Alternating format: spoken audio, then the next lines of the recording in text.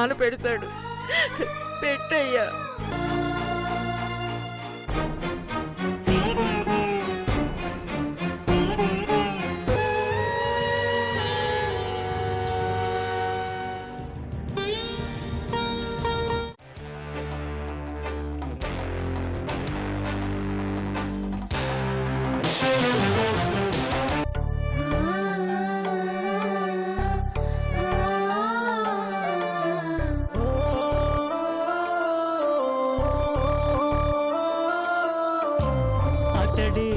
శిఖరం మనిషి బంగారం, మమతే అతని వరం, ప్రేమకు ప్రాకారం.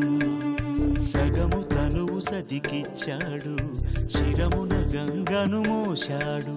కరళజ్వాలను మింగినవాడు పరుల కొరకు తల వంచాడు.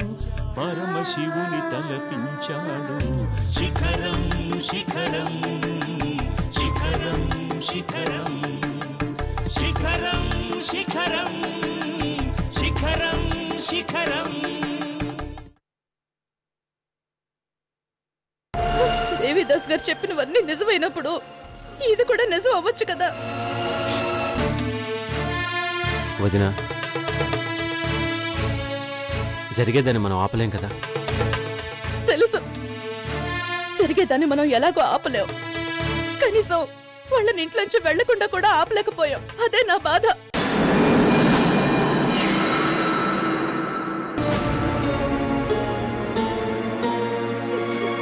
అనాదిగా వస్తున్న శాస్త్రం గొప్పదో, ఆధునికమైన సైన్స్ గొప్పదో నాకు తెలియదు. కానీ వాళ్ళిక్కడుంటే గౌతమిని కంటికి రెప్పలా కాపాడుకునేదాన్ని. బావగారికి డబ్బు కొదవలేదు కదక్కా. ఏ పని మనిషినో పెట్టేస్తారు. వంశవృక్షం చిగురించడానికి గౌతమి తన ఆయువుని పణంగా పెట్టింది.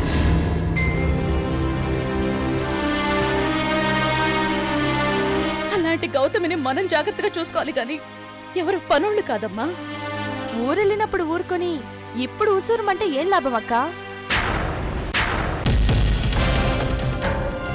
వరుదిని,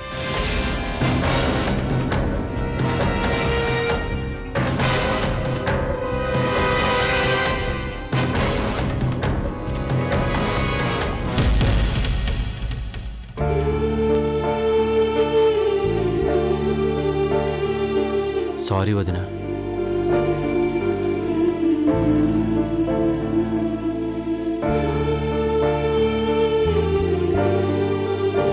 అనసూయ, నీ బాధకు ఓదార్పు నేనివ్వలేను, కానీ ఒక్కటి మాత్రం చెప్పగలనమ్మా.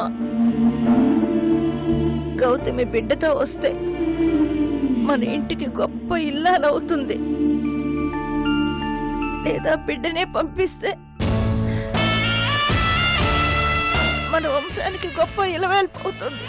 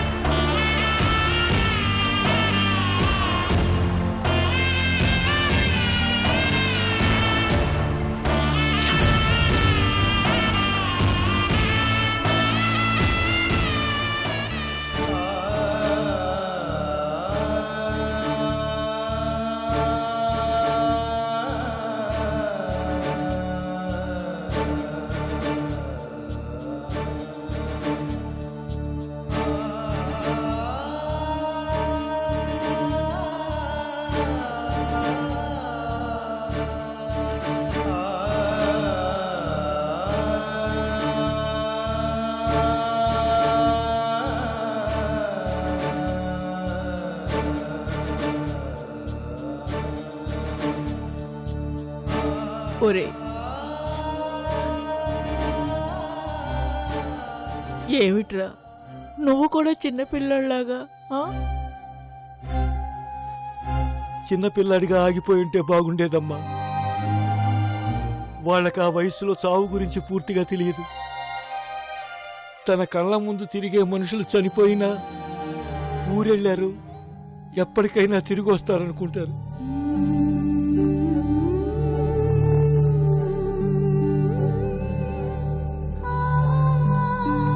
ఎవరిని ఎందుకు పుట్టిస్తాడో ఆ దేవుడు లేలరా.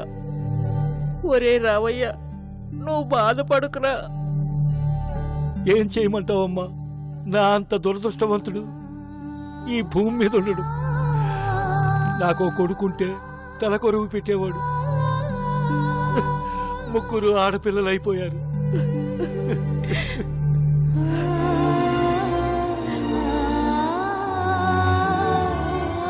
అయినా గౌతమితో తలకొరివి పెట్టించుకోవాలనుకున్నాను. లోకమిది సాంప్రదాయం కాదన్నా లెక్క చేయొద్దని నా కూతురికి నా చివరి మాటలుగా చెప్పాలనుకున్నాను.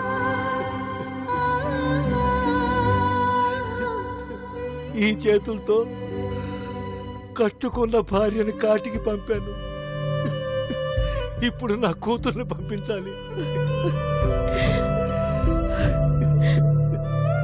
రావయ్యా, నాకే ఎందుకమ్మా ఈ బాధలన్నీ?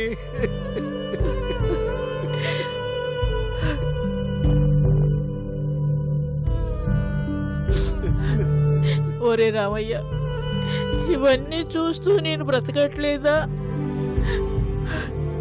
తీసుకుపోయేవాడు నన్నెందుకు వదిలేశాడ్రా? నేనెవరికి చెప్పుకోవాలరా ఈ బాధలన్నీను? అమ్మా, అందరూ మళ్ళాగే ఉండరు రావయ్య. గుండె నిబ్బరం చేసుకోవాలరా.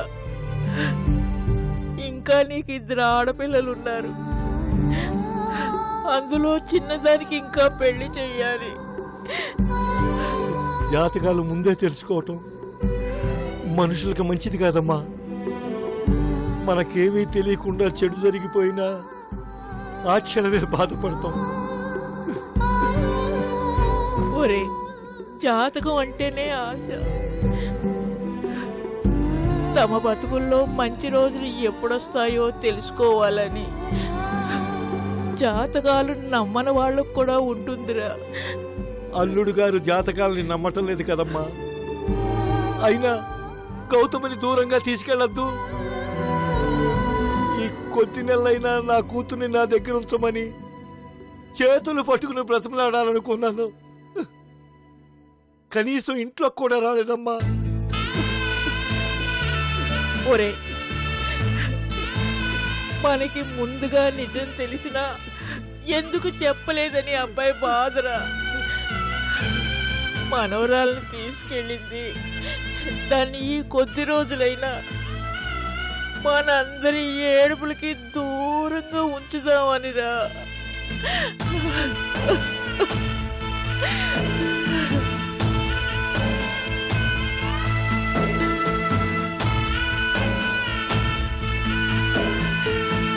నాన్న, బావగారు చేసింది సరైన పనే. ఇక్కడ మంచి హాస్పిటల్స్ లేవు. ఏ అవసరం వచ్చినా అప్పటికప్పుడు బయలుదేరాలి. ఈ లోపేమైనా జరిగితే? జరిగేది ఎక్కడున్నా జరుగుతుంది కృష్ణవేణి.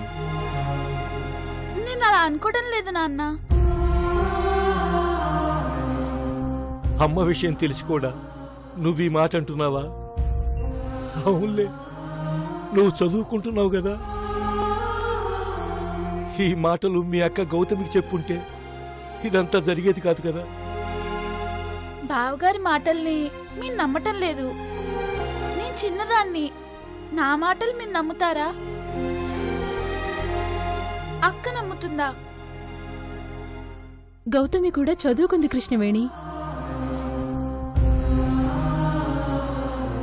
ఇలాంటి విషయాల్లో చదువుకున్నారా చదువుకోలేదా అని ఉండదమ్మా. చదువుకున్న వాళ్ళల్లోనే ఇలాంటి నమ్మకాలు ఎక్కువ ఉంటాయి.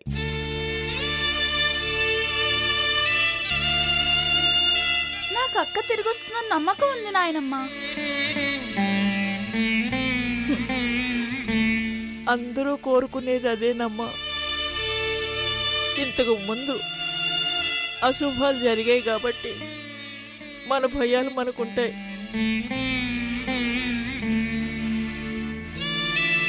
గౌతమి తను పెళ్లి కాని పిల్లగా తల్లితనానికి దూరంగా బ్రతకాలనుకోవటం లేదు. అది చేసింది త్యాగమో ఇంకొకటో పక్కన పెట్టండి. అమ్మా, ఈ రోజు నుంచి ఈ ఇంట్లో శ్మశాన వైరాగ్యం ఉండకూడదు. ఇప్పుడేం జరగలేదు, జరగబోయే తలుచుకొని ఏడుపులు పెడబొబ్బులు పెట్టద్దు.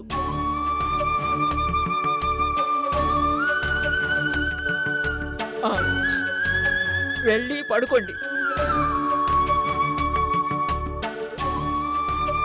వెళ్ళండి, ఎవరి పనులు వాళ్ళు చూసుకోండి.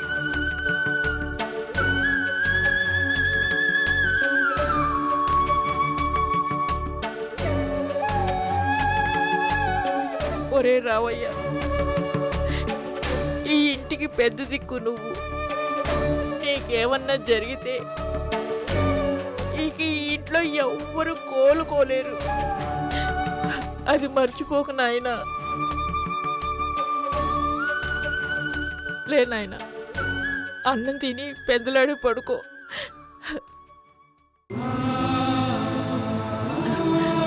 లే నాయనా, అన్నం తిందుకలే. ఊరుకో, లే.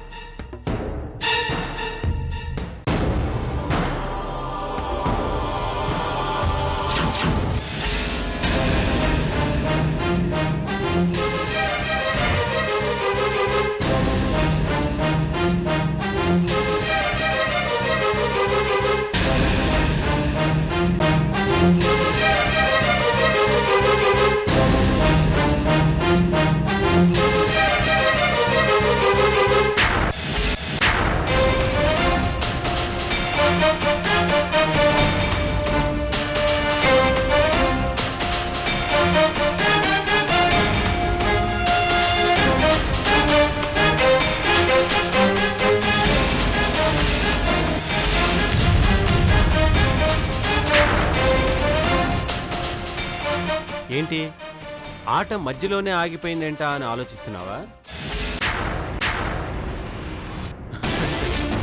నీ తెలివితేటల మీద నీకు చాలా నమ్మకం. నీ నమ్మకం ఓడిపోయింది కదూ.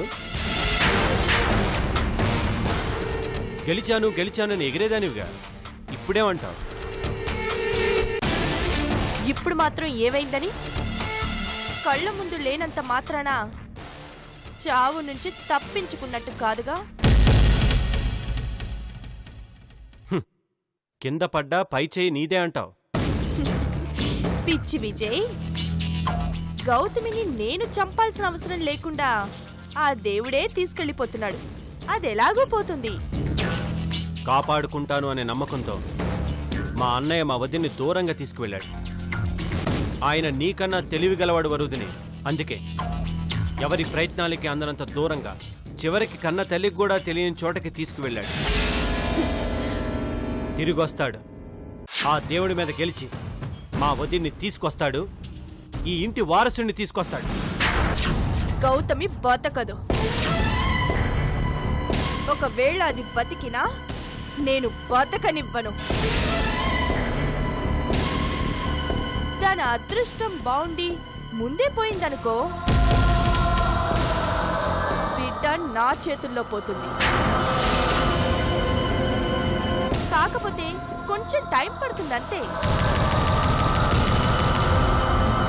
పగకి ఓపిక ఉండాలి. ఆ ఓపిక నాకు చాలా ఎక్కువ. చూడు, మా అన్నయ్య కాపాడుకోవాలని ఫిక్స్ అయ్యాక నువ్వు కాదు కదా ఎవ్వరూ ఏమీ చేయలేరు. ఏమీ చేయలేరని ఎందుకు అనుకుంటున్నావు? ఆ బిడ్డ లేకపోయినా నిన్నాడుకోవడానికి నీ బిడ్డుంటుందిగా.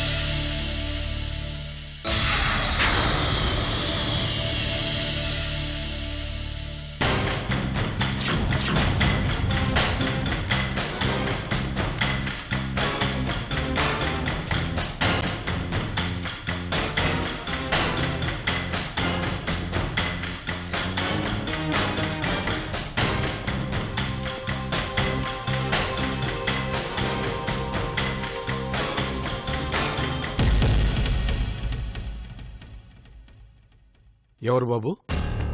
నమస్కారం సార్. ఎవరయ్యా? మా పాప తప్పిపోయిందండి. మీ ఇంటికి కొత్తగా ఎవరో పాప వచ్చిందని తెలిస్తే మా పాప ఏమోనని చూడటానికి వచ్చాం. పాప? మా ఇంట్లో ఎవరూ లేరే. ఏదో చుట్టుపక్కల పిల్లలు వచ్చి ఆడుకొని వెళ్ళిపోతుంటారు. నిజం చెప్పండి సార్, ఆ పాప కనిపించక వాళ్ళ అమ్మా నాన్న అల్లాడిపోతున్నారు. అబద్ధం చెప్పాల్సిన అవసరం నాకే ఉందయ్యా. అయినా నా ఇంట్లో పాప ఉందని మీకెవరు చెప్పారు? అడుగుతూ వస్తుంటే అక్కడ ఒక ఆయన ఈ ఇంట్లో అడగమని చెప్పాడు. మీకు ఏ ఇల్లు అని చెప్పారో మా ఇల్లు అనుకున్నారు మీరు. మా ఇంట్లో పిల్లలు ఎవరు లేరు, వెళ్ళండి.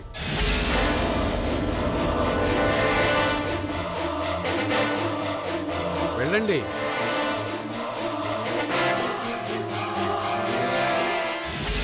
పాప గురించి ఎంక్వైరీ చేస్తున్నారంటే అల్లుడు గారు చెప్పింది నిజమేనన్నమాట. పాప విషయంలో జాగ్రత్తగా ఉండాలి.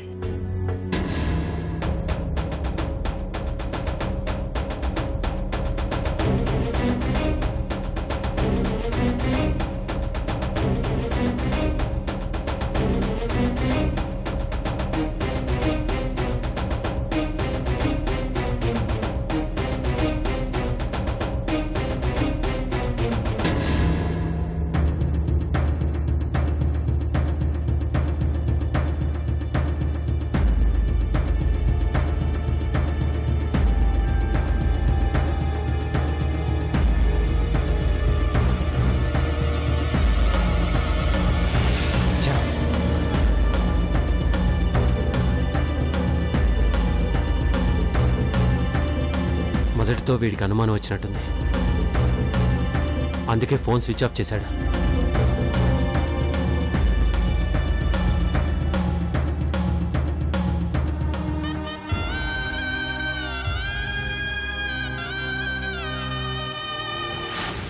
ఇప్పుడు పాప గురించి తెలుసుకోవాలంటే ఏం చేయాలి?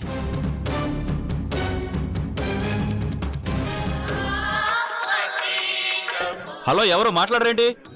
హలో, ఫోన్ చేసి మాట్లాడు. ఎవడ్రా నువ్వు?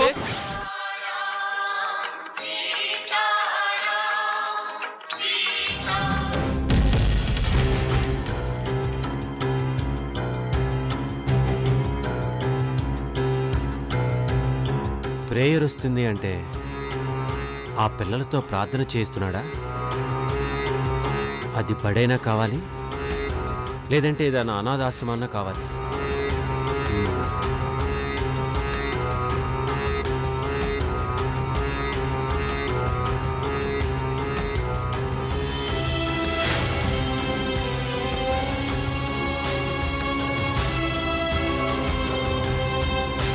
వరుదినే, నువ్వు మాతోనే కాదే, ఒక పసిబిడ్డ జీవితంతో ఆడుకుంటున్నావు.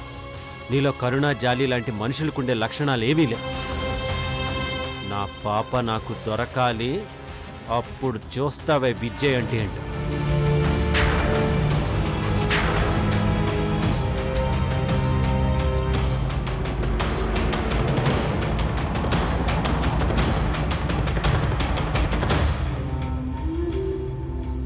నా పాప గురించి అడుగుతున్నాను.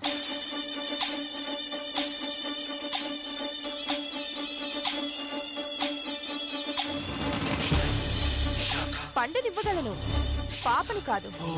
అసలు పాప నీ దగ్గర ఉంటే కదా ఇవ్వడానికి.